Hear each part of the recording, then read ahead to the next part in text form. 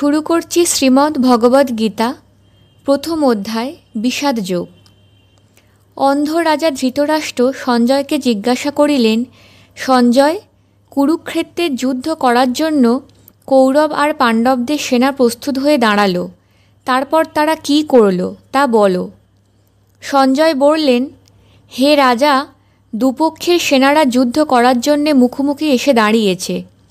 এমন সময় পাণ্ডবদের প্রধান সেনাপতি অর্জুন তার রথের সারথি শ্রীকৃষ্ণকে বললেন, সখা, দয়া করে রথটা এমন স্থানে রাখো যাতে আমি দেখতে পাই আমার বিপক্ষে দলের সব রথীদের। শ্রীকৃষ্ণ তাই করলেন। দুই দলের রথীদের মাঝখানে রথ এনে স্থাপন করলেন। তখন রথের ওপরে দাঁড়িয়ে অর্জুন সামনে কৌরব সেনাদের দিকে ভালো করে চেয়ে দেখলেন। দেখতে দেখতে হঠাৎ যেন তার মনে একটা বিচিত্র দুর্বলতা নেমে এলো। যাদের বিরুদ্ধে তিনি যুদ্ধ করতে এসেছেন তারা যে সবাই তার নিকট আত্মীয়। এই যুদ্ধ জয় করা মানে তাদের বধ করা, নিকট আত্মীয় স্বজনদের সবাইকে হত্যা করা। এই সকল হত্যাকাণ্ড করে জয়ের দরকার কি? এই চিন্তা অর্জুনের সারা মনে ছেয়ে ফেলল। তিনি শোকে দুঃখে কাতর হয়ে পড়লেন। হাত থেকে গাণ্ডীব ধনু পড়ে গেল। তিনি শ্রীকৃষ্ণকে বললেন, হে সখা, এভাবে আত্মীয় বধ করে যুদ্ধ জয়ের কী প্রয়োজন? কুলক্ষয়ে বংশ লোপ হবে, তা মহাপাপ। তাই নিজে নিহত হওয়াও ভালো, কিন্তু এদের বধ করতে পারব না। এই বলে অর্জুন শোকে দুঃখে মুহ্যমান হয়ে রথের ওপরে বসে পড়লেন। দ্বিতীয় অধ্যায় সাংখ্যযোগ। অর্জুনকে বিগলিত দেখে ভগবান শ্রীকৃষ্ণ অর্জুনকে পাপ পুণ্য, জীবন মরণ, কর্তব্য ও অকর্তব্য ইত্যাদি নানা বিষয়ের গূঢ় আলোচনা শোনাতে লাগলেন। যুদ্ধ করতে গেলে অবশ্যই আত্মীয় স্বজন প্রাণ দেবেন। এই মৃত্যুর জন্য তুমি ব্যথিত হয়েছ, কিন্তু তোমার সবার আগে বোঝা উচিত জন্ম কি, মৃত্যু কি। মানুষ শিশু হয়ে জন্মায়, তারপরে সে হয় কিশোর, কিশোর থেকে হয় যুবক, তারপর যৌবন, শেষে আসে পৌরুত্ব ও শেষ জীবনে বার্ধক্য। ঠিক তেমনি মৃত্যুটাও জীবনের একটা অবস্থা, একটা রূপান্তর। এক রূপ থেকে অন্য রূপে পরিবর্তিত হয় দেহ। এই অবস্থা পরিবর্তনের মধ্যেও যে বস্তুর কোনো পরিবর্তন হয় না, কোনো ক্ষয় হয় না, কোনো মৃত্যু হয় না। জ্ঞানীজন শোক প্রকাশ করে না।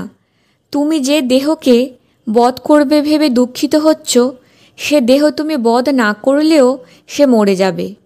তাই এই দেহের মৃত্যুর জন্যে জ্ঞানী লোকেরা শোক করেন না। যে আত্মা দেহকে আশ্রয় করে থাকে তার জন্ম নেই, মৃত্যু নেই, ক্ষয় নেই। আত্মা হলো একমাত্র নিত্য বস্তু। কোনো সুতীক্ষ্ণ বস্তু আত্মাকে বিদ্ধ করতে পারে না। কোনো আগুন দিয়ে তাকে পোড়ানো যায় না। মানুষ যেমন পুরানো ছেঁড়া কাপড় ফেলে দিয়ে নতুন কাপড় পরে, আত্মাও তেমনি পুরানো জীর্ণ দেহ ফেলে আবার নতুন দেহে আশ্রয় নেয়। আবার তর্কের খাতিরে যদি ধরে নেওয়া যায় যে জন্ম মৃত্যু আছে, তাতেও শোকের কোনো কারণ নেই। জন্ম হলে মৃত্যু এবং মৃত্যু হলে জন্ম অবশ্যই হবে। সুতরাং যা ঘটবেই তার জন্যে শোক করা উচিত নয়। তুমি যদি বলো আত্মা নিত্য বস্তু হলে তাকে আমরা দেখতে পাই না কেন? তার উত্তর, এই দেহ দিয়ে আমরা কতটুকুই বা দেখতে পাই। আত্মাকে দেখতে হলে চাই যোগ জ্ঞান বা ব্রহ্মজ্ঞান। ব্রহ্মজ্ঞান হলে তবে আত্মাকে অনুভব করা যায়। কিন্তু এই জ্ঞান হলেও মানুষ কর্ম করে, তবে সে হয় নিষ্কাম কর্ম। যেমনি তুমি ক্ষত্রিয়, তোমার কর্ম যুদ্ধ করা। যুদ্ধ না করলে তোমাকে উপহাস করবে।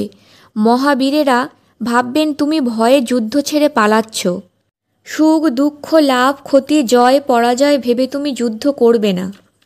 ক্ষত্রিয় হিসাবে যুদ্ধ করা তোমার কর্তব্য, তাই ভেবে যুদ্ধ করো। কিন্তু নিষ্কামভাবে সে যুদ্ধ করবে।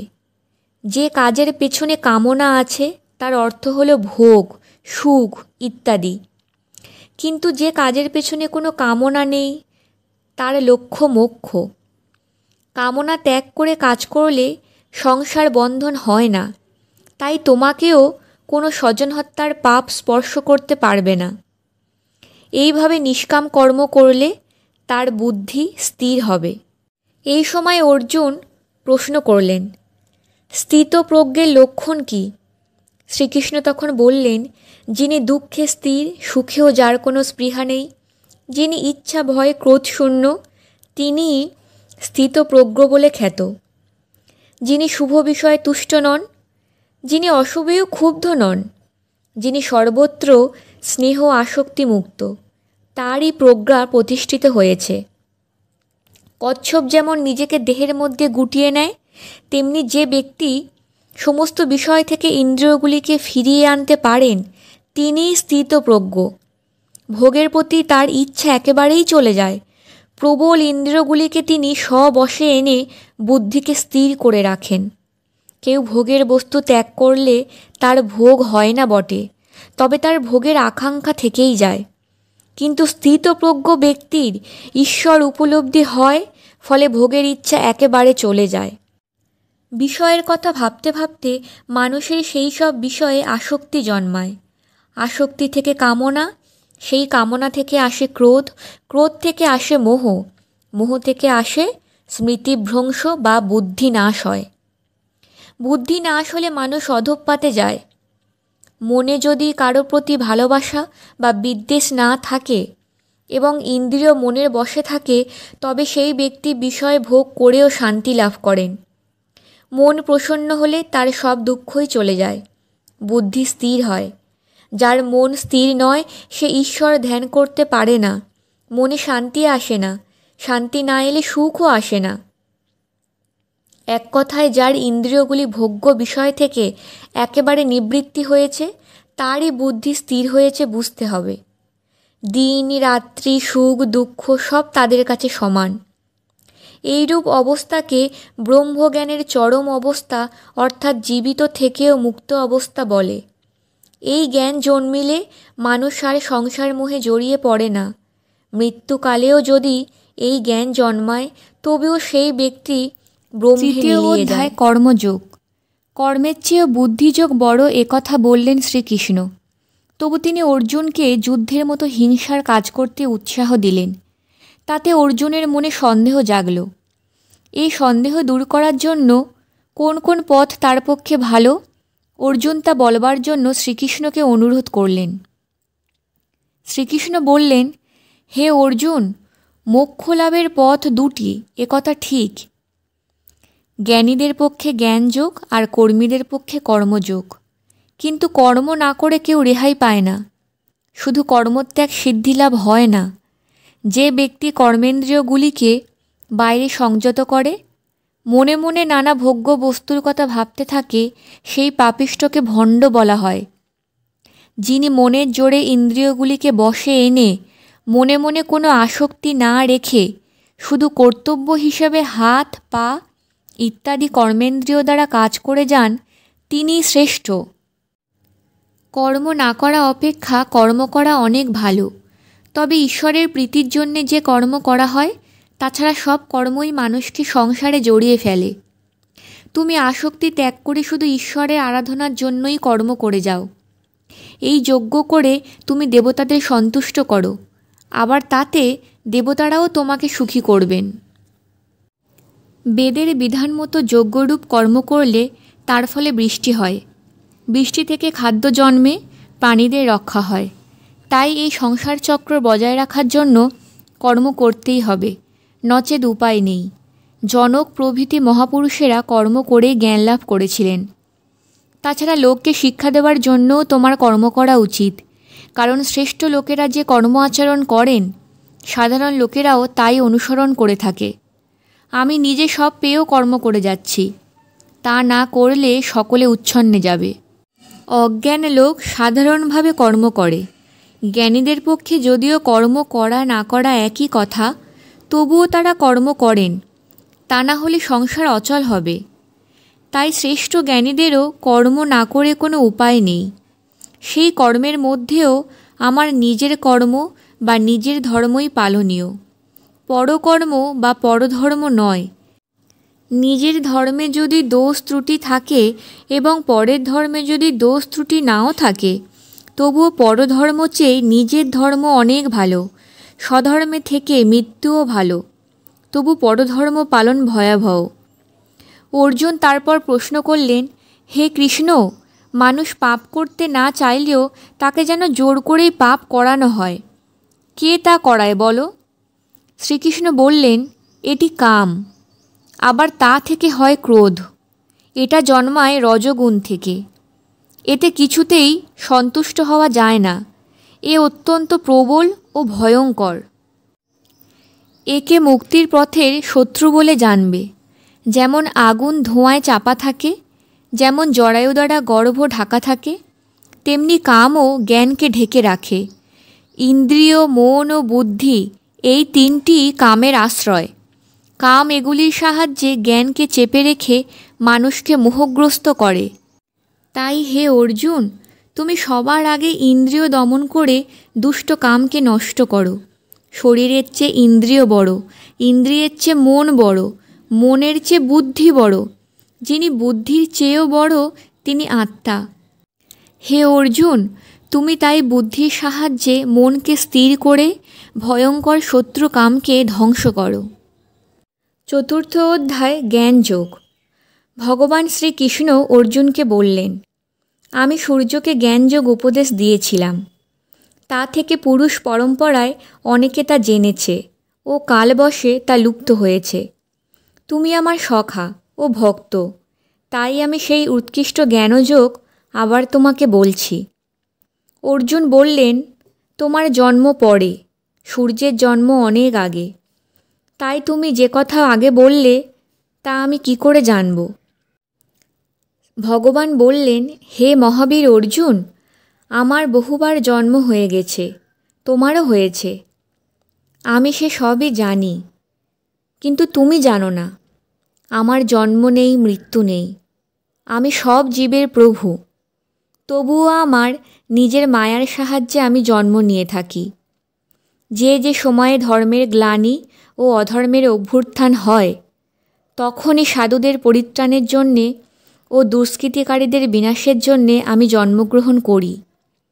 যিনি এই সত্য ঠিক ঠিক বোঝেন, তিনি মৃত্যুর পর আমাকেই প্রাপ্ত হন, আর তাকে জন্ম নিতে হয় না।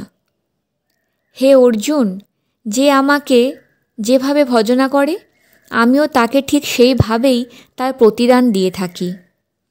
লোকে সকলভাবেই আমার পথেই চলে থাকে। অনেকে কর্মের ফল পাওয়ার জন্য দেবতাদের যাগযজ্ঞ করেন, কারণ কর্মের ফল শীঘ্র পাওয়া যায়। কিন্তু কর্ম ও অকর্ম কি তা অনেক জ্ঞানীও বোঝেন না। তাই আমি তোমাকে সে বিষয়ে কিছু বলবো। যিনি কাজ করা না করা কোনোটারই কর্তা বলে নিজেকে মনে করেন না, তিনি মানুষের মধ্যে বুদ্ধিমান এবং সব কিছু করেও তিনি যোগী অর্থাৎ মুক্ত। যার কোনো কাজেই কামনা নেই, তিনিই জ্ঞানী। জ্ঞানে তার সব কর্মফল নষ্ট হয়েছে। জ্ঞানী ব্যক্তির কর্মের ফলে লোভ নেই। ইনি সর্বদা নিজের আনন্দে নিজেই সন্তুষ্ট। নিজের সুখের জন্য তিনি কিছু করেন না, কর্ম করেন লোকশিক্ষার জন্য। তাই প্রকৃতপক্ষে তিনি কিছুই করেন না। ইনি ভোগ্য বস্তু পরিত্যাগ করে কেবল শরীর বাঁচিয়ে কর্ম করে যান। তাই তার কখনোই পাপ হয় না। তিনি বিনা চেষ্টায় যা পান তাতেই খুশি। সুখ দুঃখ তার কাছে সমান। কেউই তার শত্রু নয়। তাই কর্ম করলেও তিনি কর্মবন্ধনহীন। তার সব কর্মই ভগবানের প্রীতির জন্যে। তাই তার সব কর্ম নষ্ট হয়ে যায়। তার জ্ঞান হয়, জগতে যা কিছু দেখি সবই ব্রহ্ম। তার কর্মকেও ব্রহ্ম বলে জ্ঞান হয়। তাই তার ব্রহ্মজ্ঞান লাভ হয়। এই জ্ঞান জন্মালে কোনো মোহ থাকে না। তখন জগতের সব বস্তুই আত্মাতে এবং পরমাত্মাতে দেখা যাবে। যদি তুমি সবচেয়েও পাপিষ্ঠ হও, তবুও জ্ঞানের নৌকায় চড়ে সব পাপ সমুদ্র পার হতে পারবে। জ্বলন্ত আগুন যেমন কাঠকে পুড়িয়ে ছাই করে, তেমনি জ্ঞানের আগুন সব কর্মকে পুড়িয়ে ছাই করতে পারে। যে এই জ্ঞান লাভ করে থাকে, সে পরম শান্তি ও মুক্তি লাভ করে। ঈশ্বরের আরাধনা করে যিনি সব কর্মের ফল ভগবানকে সঁপে দিয়েছেন এবং জ্ঞানের বলে যার সব সন্দেহ দূর হয়ে গেছে, তিনি সর্বদা সতর্ক, জন্ম বা মৃত্যু পাপ বা পুণ্যের বাঁধনে তিনি বাঁধা পড়েন না। অজ্ঞান থেকেই আসে সন্দেহ, তাই সন্দেহ বন্ধন ছিন্ন করে কর্ম করো ও যুদ্ধের জন্য প্রস্তুত হও। পঞ্চম অধ্যায়, কর্ম সন্ন্যাস যোগ। শ্রীকৃষ্ণ অর্জুনকে বোঝালেন, জ্ঞান সব কর্মফলকে নষ্ট করে দেয়। জ্ঞানের চেয়ে পবিত্র আর কিছু নেই।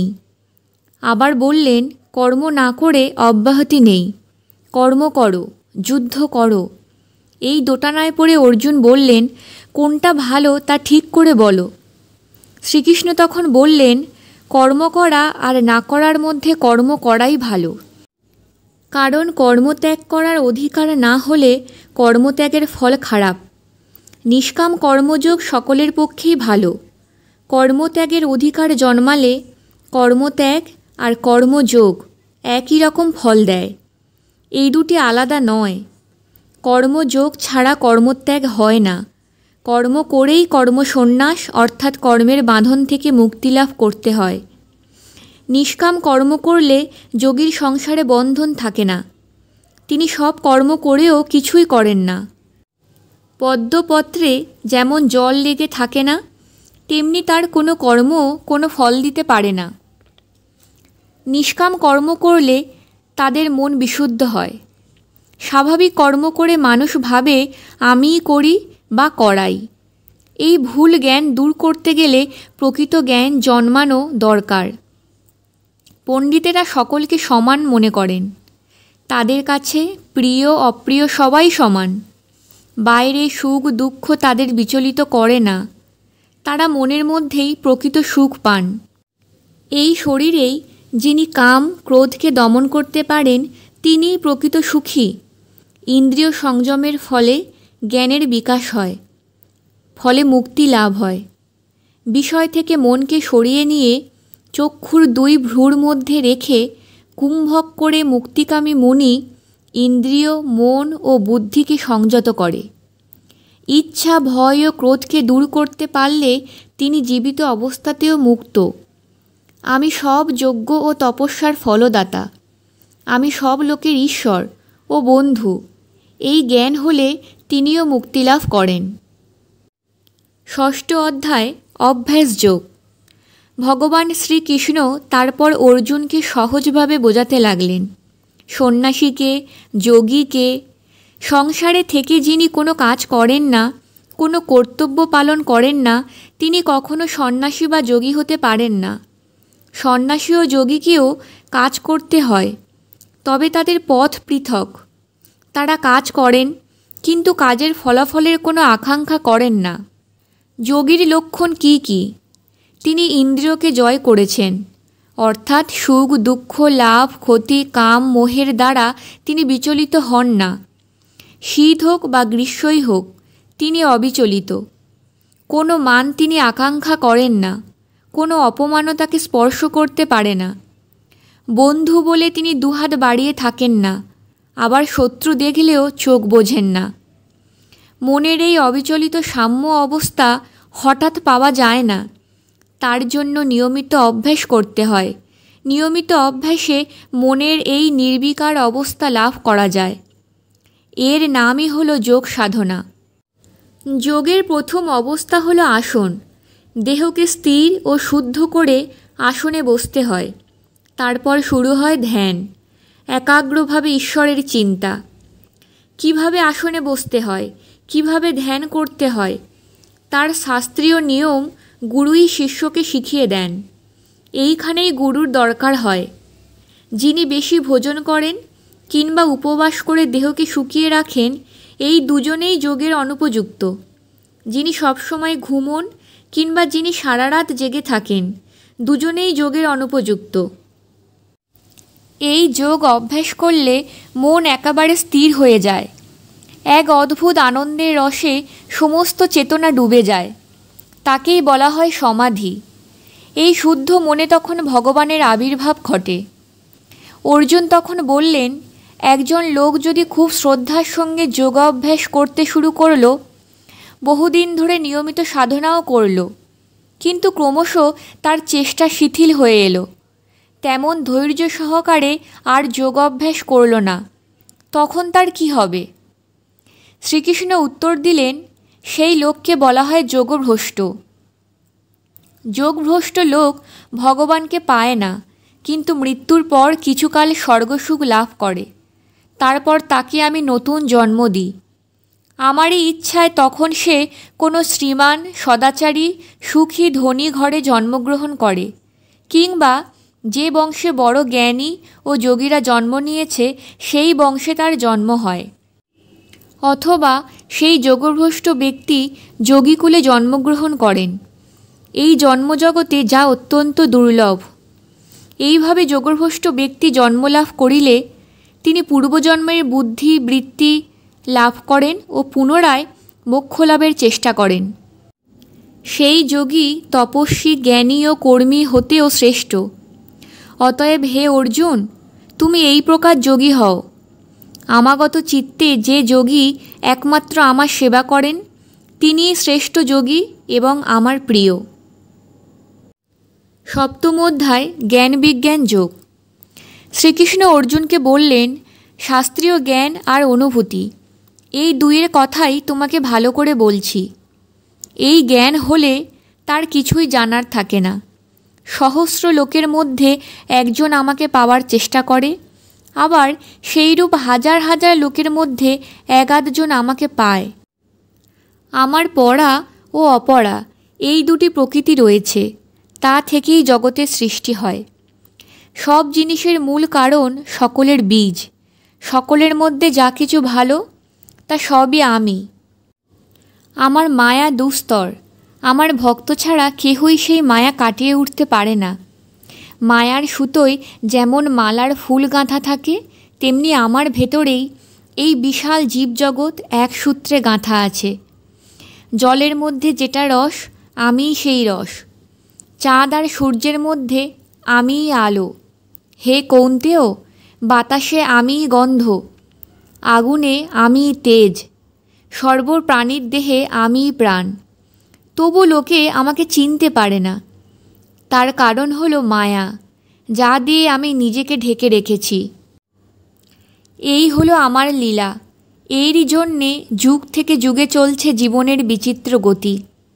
হে ধনঞ্জয়, আমার কাছে আসবে বলেই জীবের জন্ম হয়। আমার কাছে পৌঁছাবার চেষ্টার নামই জীবন। তাই এই জীবনকে নিত্য গতিশীল রাখার জন্য আমি সত, রজ, তম এই তিনটি গুণের সৃষ্টি করেছি। প্রত্যেকটি জীব এই তিনটি গুণের কম বেশি মাত্রা দিয়ে তৈরি। এই তিনটি গুণই আমার মায়া। আমি এই তিনটি গুণের আড়ালে প্রত্যেক প্রাণীর মধ্যেই বাস করি। আমাকে জানতে বা আমার কাছে আসতে হলে এই তিনটি গুণকে ছাড়িয়ে আসতে হবে। অবশ্যই তিনটি গুণকে ছাড়িয়ে ওঠা বড় কঠিন ব্যাপার। যে আমার শরণাগত হয়, আমি তার কৃপা করি।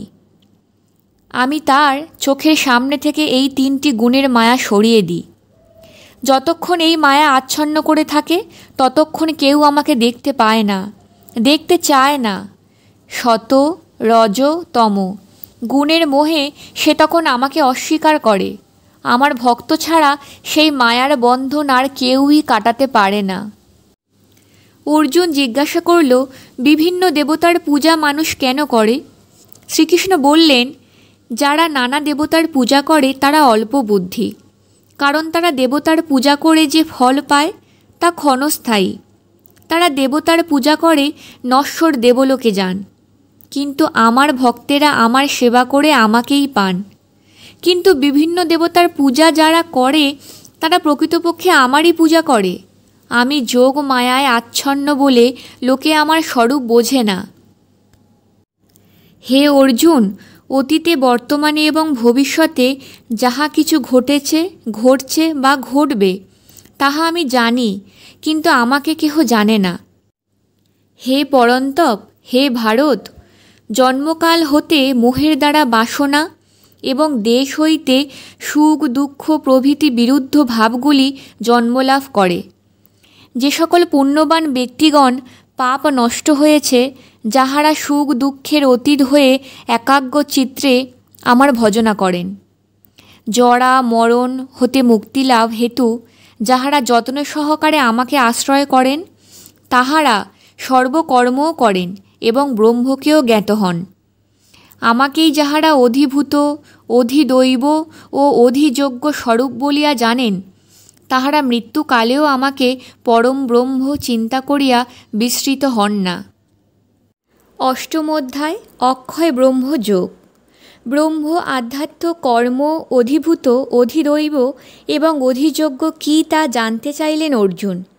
শ্রীকৃষ্ণ বললেন, জগতের মূল কারণ নিত্য নির্বিকার যিনি, তিনিই ব্রহ্ম। জীবদেহে যিনি জীবাত্মা, তিনিই আধ্যাত্ম। যার জন্ম ও বিনাশ আছে তা অধিভূত। দেবযজ্ঞ ইত্যাদির নামই হল কর্ম। স্বয়ং সৃষ্টিকর্তা হিরণ্যগর্ভই হলেন অধিদৈব। মৃত্যুকালে মানুষ যে যে চিন্তা করে সেই নিয়ে আবার সে জন্ম নেয়। মৃত্যুকালে যিনি পরম পুরুষকে চিন্তা করেন তিনি তাকেই পান। যিনি এক মনে আমার কথা ভাবেন তিনি তাকেই প্রাপ্ত হন। অবশ্য এ কথাও ঠিক যে স্বয়ং শ্রীকৃষ্ণ ভগবান মৃত্যুকালে কৃপা করে তাকে স্মরণ না করালে কেউই তাকে স্বইচ্ছায় স্মরণ করতে পারে না। কারণ তার ইচ্ছা ছাড়া, কৃপা ছাড়া এ জগতে কিছুই হতে পারে না। ব্রহ্মলোক থেকে পৃথিবী পর্যন্ত জগতে সকলেরই পুনর্জন্ম হয়, কেবল যিনি আমাকে পান তার আর পুনর্জন্ম হয় না। ব্রহ্মার একদিনে আমাদের 1000 যুগ হয় এবং ব্রহ্মা এক রাত্রিতে আমাদের 1000 যুগ হয়। দিন হলে অপ্রকাশিত অবস্থা থেকে জীবরা প্রকাশিত হয়, আবার রাত্রি হলে অপ্রকাশিত অবস্থায় লীন হয়ে যায়। ইন্দ্রিয়ের অতীত নিত্য পদার্থই হল পরমাগতি, যাকে পেলে আর জন্ম হয় না। কোন সময় মৃত্যু হলে পৃথিবীতে আসতে হয় এবং কোন সময় মৃত্যু হলে পৃথিবীতে আসতে হয় না তা বললেন ভগবান। ব্রহ্মজ্ঞানী যোগী মৃত্যুকালে অগ্নি, জ্যোতি, দিক ও শুক্লপক্ষ এবং উত্তরায়ণের 6 মাস পদ অতিক্রম করিলেই ব্রহ্ম লাভ করেন। দক্ষিণায়ন 6টি মাস ধোঁয়ায় আচ্ছন্ন রাত্রি ও কৃষ্ণপক্ষ স্বরূপ। এই সময় যোগীর মৃত্যু হইলে চন্দ্রলোক প্রাপ্ত হয় ও পুনরায় জন্ম মৃত্যুর অধীন হন। শুক্ল ও কৃষ্ণপক্ষ ইহা জগতে নিত্য শাশ্বত। শুক্লপক্ষে মুক্তি ও কৃষ্ণপক্ষে এই জগতে পুনর্জন্ম গ্রহণ করেন। হে পার্থ, শুক্লপক্ষ মোক্ষ ও কৃষ্ণপক্ষ সংসার স্বরূপ। বেদে, যজ্ঞে, তপস্যায় ও দানে যেসব পুণ্যের কথা বলা হয়েছে, যোগী সেই সব সত্য জানলে তাকে আর তাদের ফলভোগ করতে হয় না। তিনি সেসব কাটিয়ে পরম উৎকৃষ্ট স্থান প্রাপ্ত হন। নবম অধ্যায় রাজবিদ্যা, রাজগুহ্য যোগ। তারপর শ্রীকৃষ্ণ অর্জুনকে সব যোগের শ্রেষ্ঠ যে যোগ, সেই রাজযোগের কথা বুঝিয়ে বললেন। বিরাট আকাশ জুড়ে যেমন বিপুল বায়ু সর্বত্র চলছে অথচ তাকে দেখা যায় না, তেমনি এই বিশ্ব চরাচরের সমস্ত প্রাণী আমাতে অবস্থিত, তবু আমাকে দেখতে পায় না। প্রলয়কালে সব প্রাণীরা আমার প্রকৃতিতে মিলিয়ে যায়। সৃষ্টির সময় আমি তাদের সৃষ্টি করি। আমি নিজের প্রকৃতিকে আশ্রয় করে মায়ার বশে এইসব প্রাণীদের বারবার সৃষ্টি করছি, আবার তারা ধ্বংস হচ্ছে। এইভাবে চক্রাকারে চলছে। আমার এই সৃষ্টি প্রভৃতি কাজ আমাকে জড়াতে পারে না, কারণ আমি উদাসীন, নির্লিপ্ত। সেসব কর্মে আমি আসক্তিবিহীন। আমি মানুষরূপে জন্ম নিই, তাই মূর্খেরা সব প্রাণীর ঐশ্বর রূপ আমার পরম ভাব না জেনে আমাকে অবজ্ঞা করে। এই মূর্খদের আশা বৃথা, কর্ম বৃথা, শাস্ত্রজ্ঞান বৃথা। এদের মন বিক্ষিপ্ত, তাই এরা রাজসিক, তামসিক প্রকৃতি আশ্রয় করে থাকে। যারা দৈবী প্রকৃতির আশ্রয় করে সেই মহাত্মারা আমি সব সৃষ্টির মূল কারণ এবং আমার বিনাশ নাই তা জেনে এক মনে আমার সেবা করেন। তারা সর্বদা আমার নাম কীর্তন করেন দৃঢ় সংকল্প হয়ে, যত্ন করে ভক্তির সঙ্গে আমাকে প্রণাম করেন ও উপাসনা করেন। বেদ ও স্মৃতিতে যেসব যজ্ঞের কথা বলা হয়েছে আমি তাই। আমি পিতৃযজ্ঞ, আমি ঔষধ, আমি যন্ত্র, আমি যজ্ঞ, আমি হোম, আমি এই জগতের পিতামাতা। আমি সকলকে কর্মফল প্রদান করি। আমি সকলের পিতামহ। আমি বেদ সকল। আমি জীবের কর্মফল, আমি তাদের পালক ও প্রভু। আমা হতে তাদের উৎপত্তি, আমাতেই বিনাশ। কিন্তু আমি সব কারণের কারণ, আমার বিনাশ নেই। আমিই সূর্য, আমিই সৃষ্টি, আমিই জীবন, আমিই মৃত্যু। স্থূল সূক্ষ্ম সব আমি। বেদ পাঠ করে যোগীরা পুণ্য বলে স্বর্গে যান। পুণ্য ফলে স্বর্গসুখ ভোগ করে আবার পৃথিবীতে জন্ম নেন। যারা সর্বকামনা ত্যাগ করে আমায় ভজনা করেন তারা মুক্তি পান। দেবতার পূজা করলে ভক্তরা দেবলোকে যান, পিতৃ পূজা করলে পিতৃলোকে, ভূত পূজা করলে ভূত লোকে যান। কিন্তু আমার আরাধনা করলে আমাকেই পান। যিনি ভক্তি সহকারে আমাকে ফুল পাতা ও জল দেন, আমি সেই ভক্তির দান গ্রহণ করি। যে আমার ওপরে সব ভার ছেড়ে দেয়, আমি ভক্তের প্রদত্ত সেই ভার আনন্দে বহন করি। হে অর্জুন, তুমি যা করো, যা খাও, যা পূজা করো, যা দান করো, যা গ্রহণ করো, সব আমাতেই সমর্পণ করো। তাহলে আমি সব দুঃখ, দৈন্য, পাপ, তাপ থেকে তোমাকে রক্ষা করব। যদি কোনো পাপী লোকও একনিষ্ঠ হয়ে আমাকে ভালোবাসে, আমাকে চায়, আমি তার পাপের বোঝা নামিয়ে দিই। নারী, বৈশ্য, শূদ্র সকলেই পায় পরমা গতি। তাই হে অর্জুন, তুমি তোমার সমস্ত মন আমাতেই দাও, আমাকেই ভক্তি করো, আমার উদ্দেশ্যে যজ্ঞ করো, আমাকে প্রণাম করো। এইভাবেই আমারই সেবা করো, তুমি আমাকে পাবে। শ্রীমদ্ ভগবদ্ গীতার 9টি অধ্যায় এখানে শেষ করছি। পরবর্তী 9টি অধ্যায় পরবর্তী ভিডিওতে।